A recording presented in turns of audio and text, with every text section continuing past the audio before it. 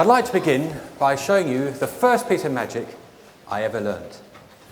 I'm not going to do this for nostalgic reasons, but perhaps some people think that magic's all about the quickness of the hand, which deceives the eye. So we're going to try and do this one a little bit more slowly.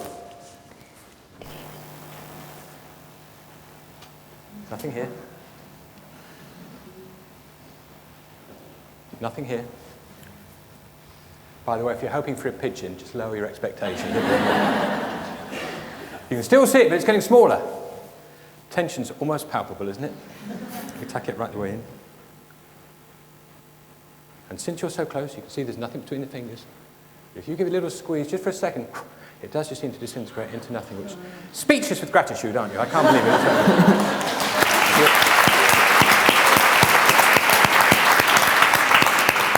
Let me just gather up the pieces. So I have an undershow in April. Busy, busy, busy. 3 months in a mime school just to learn that seems to waste. Should have been a 1-month course, but I got trapped in a glass box for 2 months. Very depressing. A little shake and a snap of the fingers, breaking the illusion, taking us back in time just a few seconds ago, and it all seems to come back in one long piece. I'm so glad you enjoyed it. Thank you so much.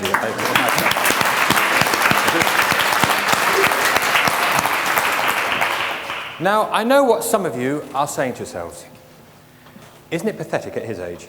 But there's others here who are probably saying, what's magic got to do with healthcare? Well, I work with a team of young magicians and performance artists, and we work for an organisation called Breathe Health Research, which is a not-for-profit social enterprise, which gives unusual answers to healthcare problems. Crucially, we always work with clinicians and researchers to make sure that it's not only clinically effective, it's also cost effective. Today I'd like to shine a light just on one small aspect of our work, which is the Breathe Magic Intensive Therapy, where we work with young people with hemiplegia or brain injury, which, as many of you may know, means that one half of the body, particularly the arm or the hand, can be either paralysed or significantly weaker. This means that every day is a challenge. Well, actually, every day is hundreds of small challenges, from getting dressed in the morning, holding a knife and fork. It's tough.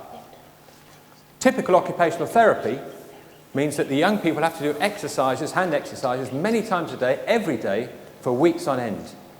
And sometimes these young people, they're not motivated to do those. They don't find the exercises meaningful. They don't find them fun. So the magicians have got together with the occupational therapists, and we've carefully selected magic tricks that have embedded within them all the two-handed movements, the fine motor skills that they need to do the magic, but which are also directly transferable to the day functional skills that they need. Amazingly, this means that we get these young people coming to us for 10 days, for 6 hours a day, because they want to learn how to become young magicians. And now they don't mind that they're also doing 60 hours of intensive therapy. And it works. In fact, it's so clinically effective that several CCGs in the NHS commission young people to come along and join us at the camp. And last year we were thrilled to be awarded the NHS England Award for Innovation in Rehabilitation.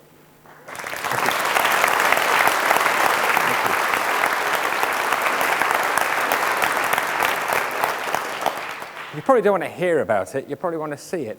So we've asked a young magician to come along here today. He did the magic camp several years ago, and he's going to perform a piece of magic for you now. Now, you're not just going to be watching a small magical illusion.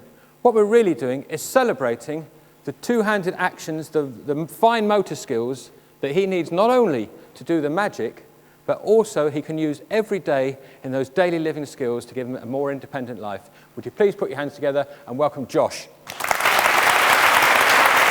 You're there! Wow! Take your time. Good evening, ladies and gentlemen. Today, I'm going to perform for you the cups and balls. This is my favourite trick. I hope that you enjoy.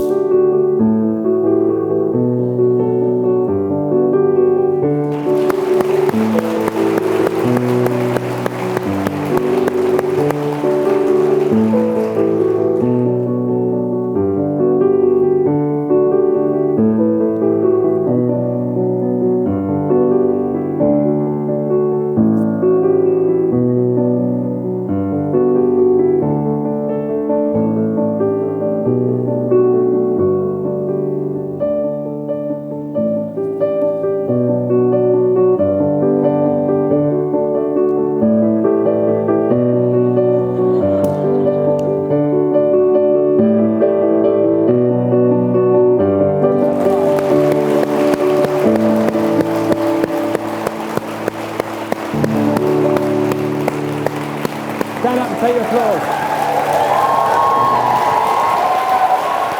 Take your applause, Josh. Take it. Stay there.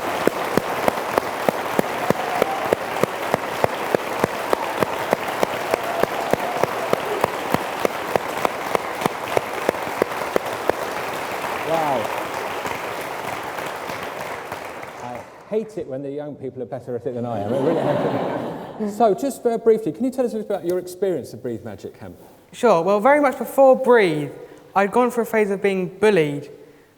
I believe this was because I was different to other individuals. I couldn't get dressed at home. I had to rely on my parents to help me get changed in the mornings, and I was very reliant on them. And at school with PE, it became embarrassing because I'd have to call the teachers in to help me. It was just embarrassing. And since the camp? And since the camp, well, I'm more independent. I can get myself changed now on my own. So, I've also met other individuals like me that have hemiplegia, so I don't feel alone in the world. I also, now, next month, am going to university. This is a big deal because it shows a milestone of how far my confidence has actually come.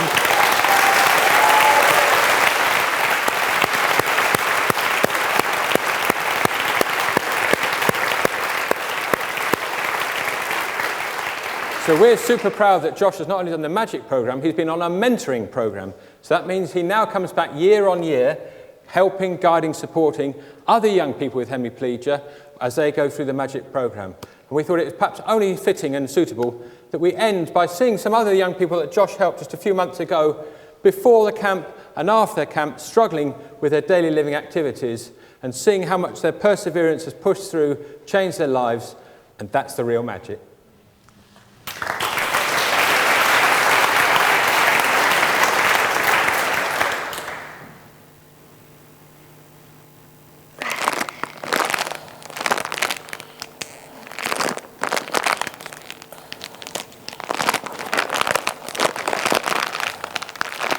It's hard.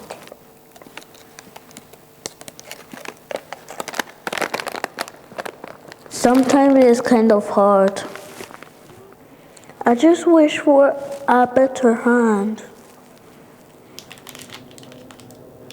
I haven't met ever anyone with hemiplegia. It feels like you're the only one.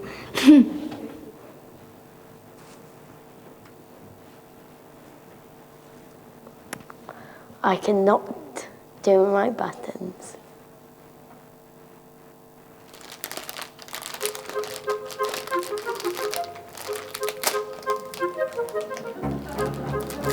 Oh, myself!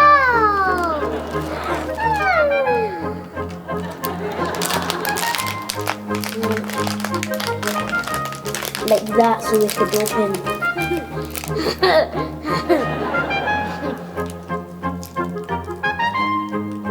It makes me feel happy because I can do all those things that I wasn't able to do before. It makes me feel really, really, really, really, really, really, really, really happy.